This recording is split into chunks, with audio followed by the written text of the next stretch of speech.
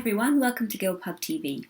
Today I'm going to be doing a video about freelancing. Now if you know who I am, if you follow my channel or my social media at all, you know that I am a freelance copywriter and I also do some video presenting. But generally I am freelance. Now this is something which I never thought I would do for a long time. I was employed, full-time work, part-time work, but I never thought that I was going to go freelance just because I didn't think that it was really for me. But then that all changed recently and now I am very happily self-employed running Gilbhub. So I wanted to talk a little bit about freelancing and specifically making the decision to go freelance, if that's something that you have ever considered, or if you're still at the very beginning of your career path and you haven't actually got a full-time job yet, whether that's something that you would think about doing. So I want to talk a little bit about the reasons that I have and really just some things to consider. So bear in mind while I'm talking that this is from my experience. Obviously everyone has different experiences of being freelance and the things that I'm talking about really apply to freelance writing like I'm doing and things which are similar to that, where you might be at home, where you might be working on your own. These are the kinds of things that we're going to be talking about. So if you're thinking about going freelance, the first thing, and I think probably one of the most important things to consider, is your financial dependencies and your financial security. So it sounds very boring, but unfortunately it's one of those things that we all have to think about. So if you are financially dependent at the moment, or whether you are financially independent. So if you're financially independent, that tends to mean that you have enough money to keep going without bringing any more in, at least in the near future. So it might be that you have savings, or it might be that you live with parents or a partner or someone else that is going to be able to fund your lifestyle, pay your bills, and just keep the money coming in. So if you're starting as a freelancer for the very first time, the chances are that you're going to take a little while to get the momentum going and build up a client base. So even if things go really well, which they can do easily from the beginning, it's still going to take you probably a little while to actually build up a regular income. And even very successful freelancers across the board of all different types of jobs will tell you that there's ups and there's downs, there's peaks and troughs. So that's kind of a different thing because it's money management once you've got the money. But the initial decision whether or not to go freelance, you should take into consideration how much money you currently have and how much you need to pay your bills each month and to live. So food, utility costs, clothes, whatever it is that you think you're going to need to spend money on. And if you're in a position where you feel like you have the money or you have another source of income that's going to keep going, then freelancing may be a good way for you to go because you can afford to spend the time without any regular money coming in as you build yourself up. Now, if you think that you're not in that position, if at the moment the money you're earning from your part-time or full-time job is what's paying the bills and is what's keeping you going financially, then you probably shouldn't pack it all in straight away and go freelance. That might be something that you work your way up to later on, but for now it might be a good idea, if you want to go freelance, to consider doing it part-time or doing it on the side. So there are different types of freelancing, and I'll do a separate video about different types of companies and different types of businesses that you can set up. But there are certain types which are legally okay, in the UK at least, to have a current job as well as doing this thing on the side. So obviously that's something you need to look into for your own personal circumstances, but that is one option, to continue with your full-time work or your part-time work and have the other part of your time working on building up your freelance business. So financial is the first thing to think about. We've got to be sensible before we go off chasing the dreams. The next thing to think about is motivation and discipline.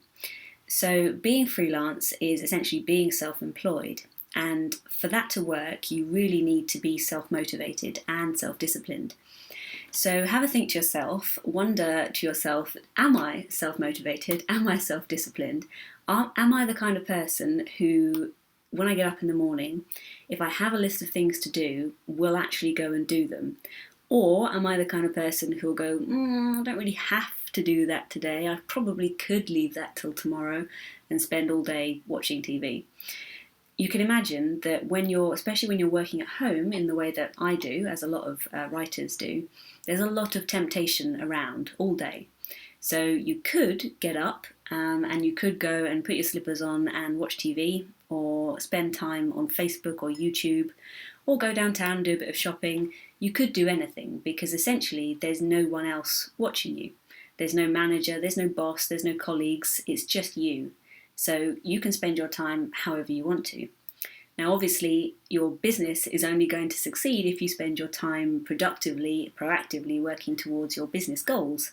So sitting watching TV, or spending the day in your pajamas on Facebook isn't going to get that done. So it's very, very important that if you're thinking about being a freelancer and working for yourself, that you know that you have that motivation and discipline, not only to not spend the day on Facebook, but also to actually push yourself to do the things you need to do. So you're going to be thinking about setting business goals, you're going to be thinking about getting out there and spreading the word about what you do, about chasing up clients. There's going to be a whole range of things that you'll have to do.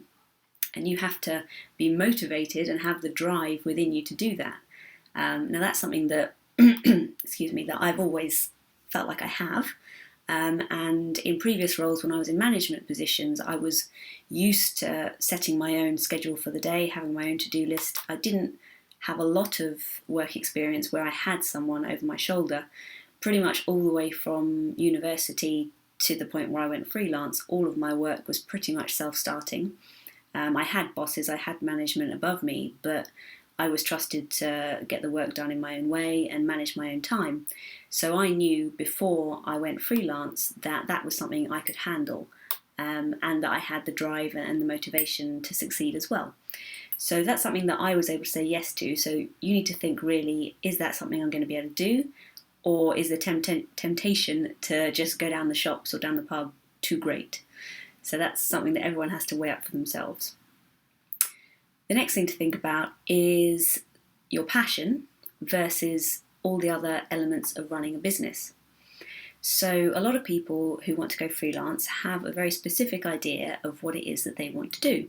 So in my case, it's a mixture between video presenting and copywriting. For some people, it will be art. For some people, it'll be web development. For some people, it could be anything really. But usually it comes from a passion, something that you're interested in. And you think, actually, I don't want to work for this company anymore, or doing whatever it is I've been doing. I'm going to follow my dream and I'm going to be self-employed freelance doing X. What you have to remember is that if you are self-employed, if you're a sole trader or running a limited company or anything like that as a freelancer, you're not just the writer or the developer or the artist or the designer or whatever it is you do. You're also the marketing manager, the project manager, the business development manager, the finance manager, the sales manager.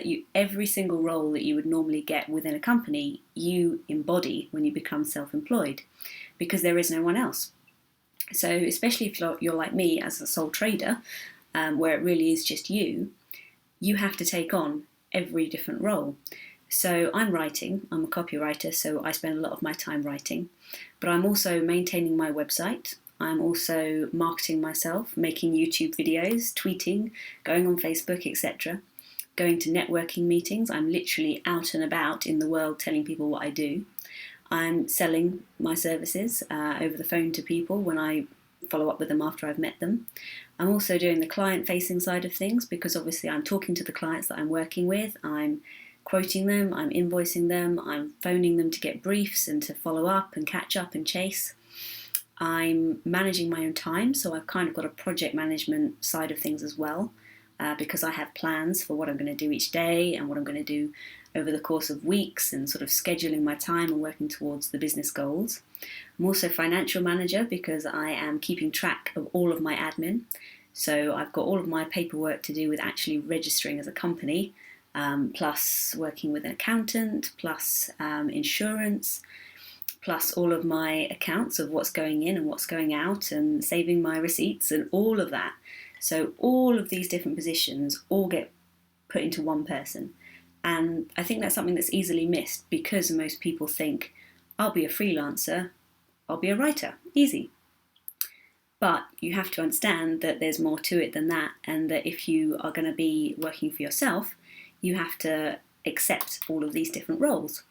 Now, it might be that from previous roles you've had experience of this. Again, from my previous experience, I had a lot of time when I was dealing with client-facing things, with project management, time management, marketing, selling, networking. All of these things have kind of been a part of my work history. So they've been very useful to me now because I can just carry on doing them. But it's still, even for someone who does have experience in it, it's still quite a thing to turn around and go, right, now I'm doing all of this. So keep that in mind when you're making the decision. See if you've got any of that experience.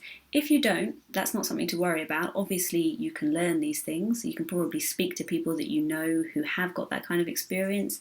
The internet is full of videos, tutorials, blog articles, guides, all sorts of things. And then if you have areas where really you're not that great and you're just not confident, like for me, for example, maths has never been my strong point. Words are my thing. Maths is not.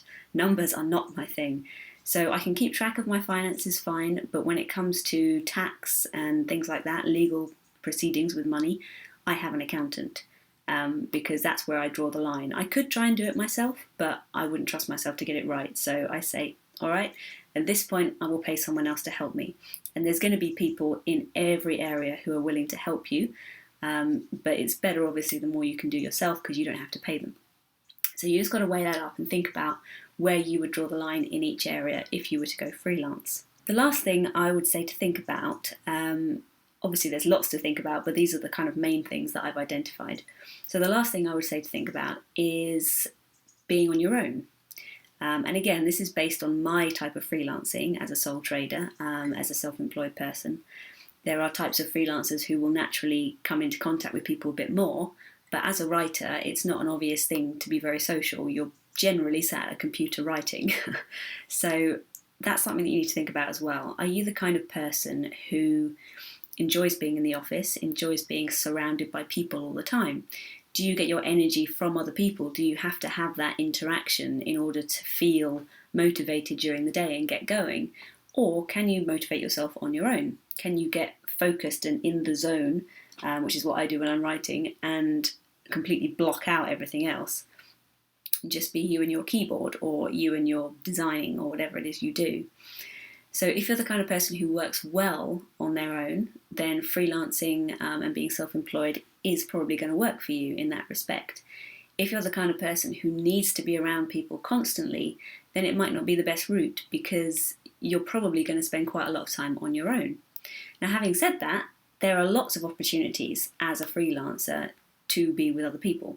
So, for example, if you are a freelance designer or a web developer, or a writer even, you could spend time in other people's companies. You could go for 6 months, 12 months, year contracts working in different people's offices. So there are types of freelancing that will get you around people a bit more, but it's not necessarily a guarantee.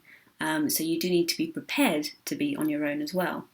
There's also things like networking, of course, which gets you out and about, and if you are part of networking groups, you'll probably get invited to other things like lunches or Christmas parties or get-togethers and that kind of thing.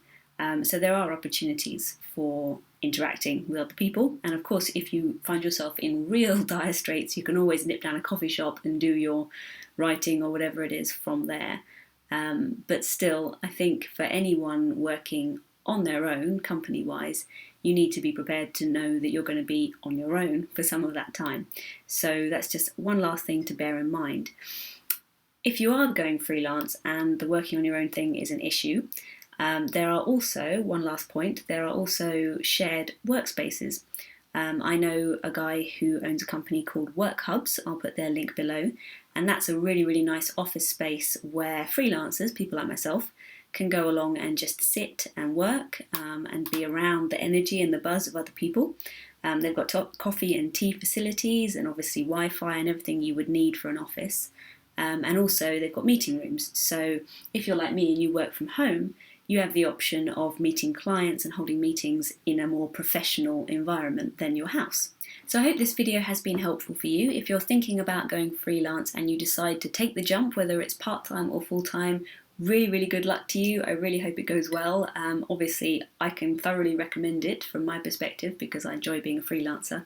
But best of luck to you. But do give it some thought, read the book, think about the points I've raised in this video, and really weigh it up and give it some serious thought before you go for it, because it is a big decision. I would love to hear what you think on this, if you're thinking of going freelance or not, or if you've got experience as a freelancer.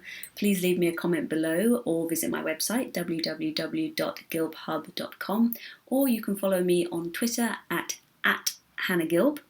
And leave me a message there, and just let's connect and let's talk about this, because I feel like it's going to be a big topic for anyone who's thinking about going freelancing. So I hope this has been helpful, and I hope to hear from you soon, and please check out my future videos on freelancing and self-employment.